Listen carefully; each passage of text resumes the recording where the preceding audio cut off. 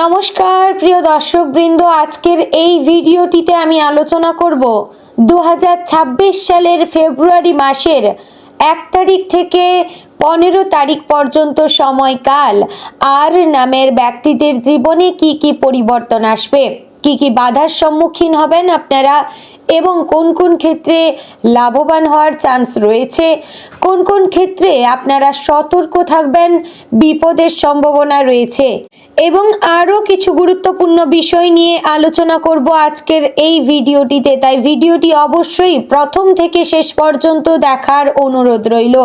আশা করছি আপনারা সম্পূর্ণ মনোযোগ সহকারে দেখার এবং শোনার চেষ্টা করলে অবশ্যই আপনার ফেব্রুয়ারি মাসটা ঠিক কেমন কাটবে তা জানতে পারবেন। চলুন এবার মূল আলোচনায় যাব। তার আগে আপনি যদি আর নামের ব্যক্তি হয়ে থাকেন তাহলে ভিডিওটি শুরুতে লাইক করে কমেন্ট বক্সে আপনার শুভ নাম এবং কোন জায়গা থেকে দেখছেন অবশ্যই কমেন্ট করে জানাবেন। আর চ্যানেলে নতুন হলে সাবস্ক্রাইব করে পাশে থাকবেন এবং ভিডিওটি অবশ্যই আপনার নিকটবর্তী আর নামের ব্যক্তিদের মধ্যে শেয়ার করবেন। চলুন বন্ধুগণ এবার ভিডিওটির মূল আলোচনায় যাওয়া যাক। বন্ধুগণ, ফেব্রুয়ারি মাসটি সাধারণত শীতের শেষ এবং বসন্তের আগমনের সময়। এই মাসে প্রকৃতি নতুন রূপ ধারণ করতে শুরু করে, ঠিক তেমনি আপনার জীবনেও নতুন সম্ভাবনার দরজা খুলতে শুরু করবে। 2026 সালের এই বিশেষ সময়ে গ্রহ নক্ষত্রের অবস্থান আপনার পক্ষে অনুকূল থাকবে, তবে কিছু সতর্কতা অবলম্বন করা জরুরি। প্রথম দিন থেকে পঞ্চম দিন পর্যন্ত আপনি একটি শান্ত এবং স্থিতিশীল পরিবেশ অনুভব করবেন। এই সময়টা আপনার মানসিক শক্তি বৃদ্ধির জন্য অত্যন্ত উপযুক্ত।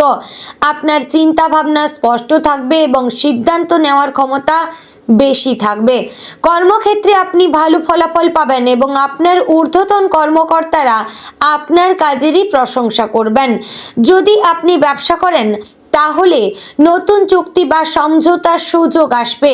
এই সময়ে আর্থিক লেনদেনে সতর্ক থাকা উচিত, কারণ ছোট ভুল বড় সমস্যা তৈরি করতে পারে। পারিবারিক জীবনে এই প্রথম 5 দিন বেশ মধুর হবে।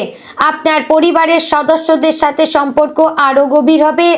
যদি আপনার বিবাহিত জীবন থাকে তাহলে স্বামী বা স্ত্রীর সাথে বোঝাপড়া ভালো থাকবে।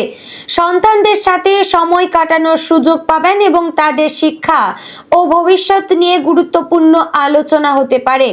বাবা মায়ের স্বাস্থ্যের দিকে বিশেষ নজর দিতে হবে। তাদের কোনো অসুবিধা হলে দ্রুত চিকিৎসকের পরামর্শ নিয়ে নেবেন।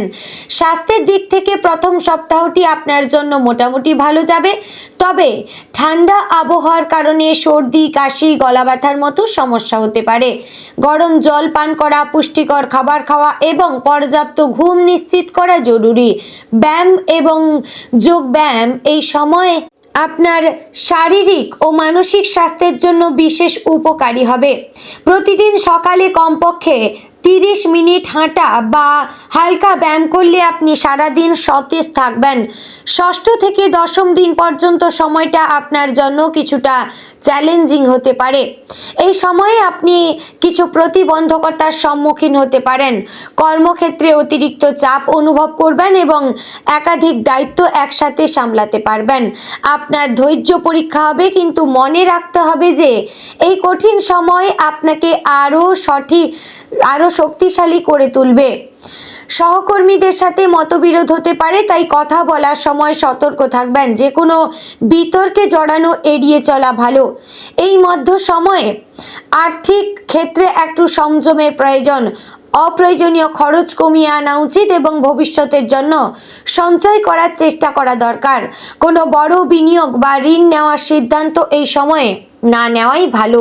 যদি কেউ আপনার কাছে টাকা ধার চায় তাহলে খুব ভেবে চিন্তে সিদ্ধান্ত নেওয়া উচিত। এছাড়া কোনো আর্থিক নথিতে স্বাক্ষর করার আগে সবকিছু ভালো করে পড়ে নেওয়া জরুরি।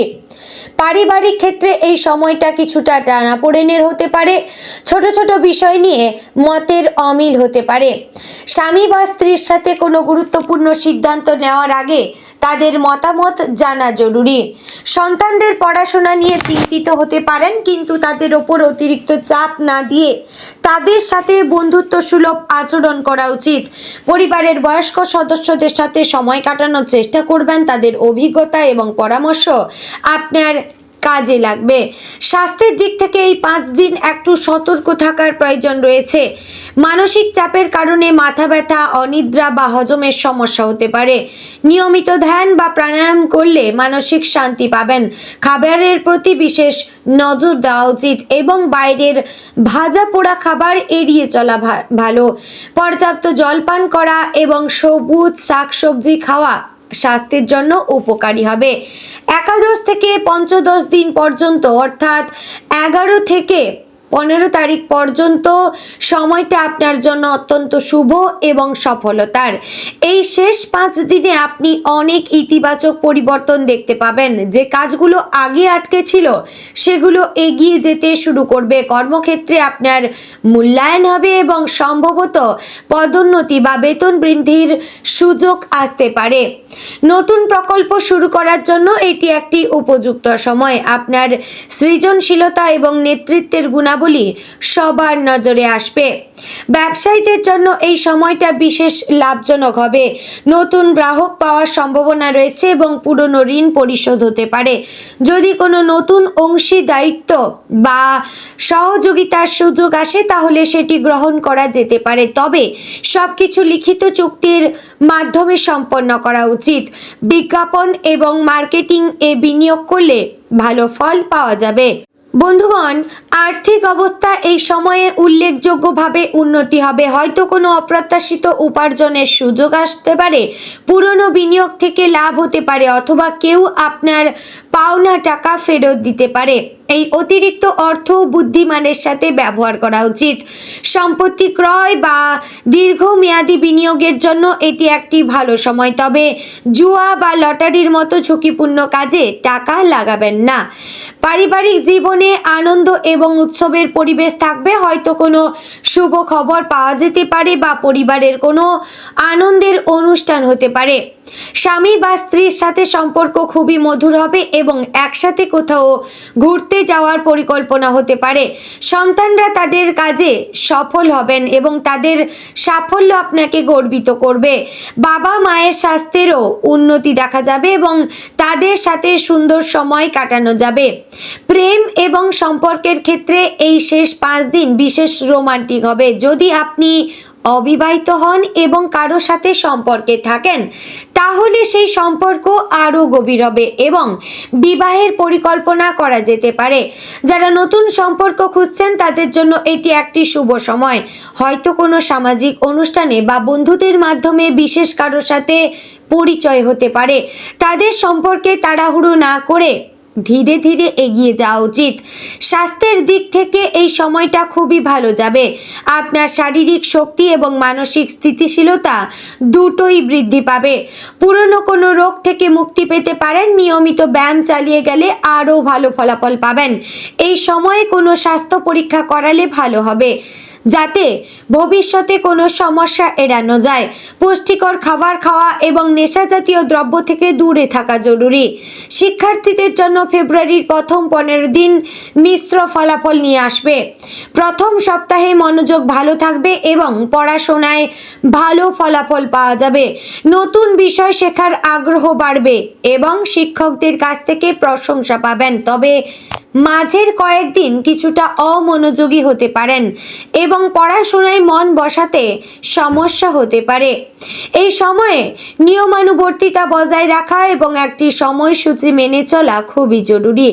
বন্ধুদের সাথে গ্রুপ স্টাডি করলে উপকার পাওয়া যাবে। শেষ 5 দিন অর্থাৎ 11 থেকে 15 তারিখ পর্যন্ত শিক্ষার্থীদের জন্য খুবই ফলপ্রসূ হবে। যে কোনো পরীক্ষা বা প্রতিযোগিতায় ভালো ফলাফল করার সম্ভাবনা থাকবে। নতুন কোর্স বা প্রশিক্ষণে যোগদানের সুযোগ আসতে পারে। বিদেশে উচ্চশিক্ষার জন্য আবেদন করলে ইতিবাচক সাড়া পাওয়া যাবে। এই সময়ে প্রতিদিন অন্তত 4 থেকে 5 ঘন্টা পড়াশোনায় দেওয়া উচিত এবং রাত জেগে পড়ার অভ্যাস ত্যাগ করা ভালো। চাকরি প্রার্থীদের জন্য এই 15 দিন বেশ গুরুত্বপূর্ণ হতে পারে। প্রথম সপ্তাহে নতুন চাকরির সুযোগ খুঁজে পাওয়া যাবে এবং ইন্টারভিউয়ের ডাক আসতে পারে। সিভি এবং পোর্টফোলিও আপডেট করে রাখা উচিত। মাঝের কয়েকদিন কিছুটা ধৈর্য ধরতে হবে, কারণ ফলাফল আসতে দেরি হতে পারে। তবে হতাশ না হয়ে চেষ্টা চালিয়ে যাওয়া প্রয়োজন।